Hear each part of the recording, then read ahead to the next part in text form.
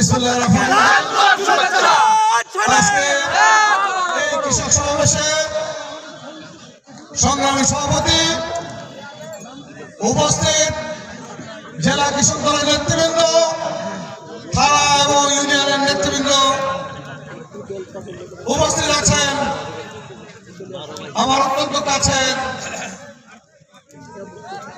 ওসমান ভাই, মিঠু ভাই এবং আমাদের ঝিনাইদহ জেলার নেতৃবৃন্দ সহ আমার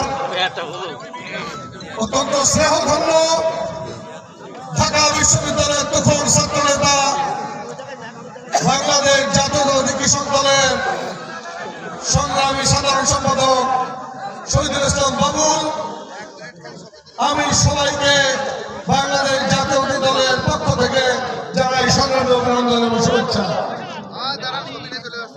আমাদের উপজেলা চেয়ারম্যান দেখতে চেয়েছিলেন এই মাঠে শুধু মানুষের মানুষ, আসলে আমরা তো জনসভা করতে চাইনি, আমরা একটি কৃষক সমাবেশ করেছি।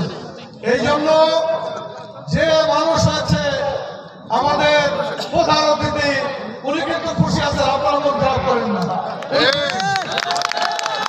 আমি আপনাদের বক্তব্য দিব না, কারণ অনল বর্ষী বক্তা সর্বসময়ে টেলিভিশন টকশোতে সগল্প উপস্থিতি যাওয়ার সেই শহীদুল ইসলাম বাবুল যখন আমাদের এখানে বক্তব্য রাখবেন, আপনারা বুঝতে পারবেন বক্তব্য কাকে বলে।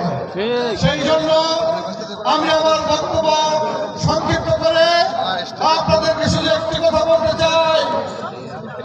আগামী নির্বাচন হবে অত্যন্ত কঠিন, কৃষকদের ব্যাপক ভূমিকা রয়েছে। আমাদের নেতা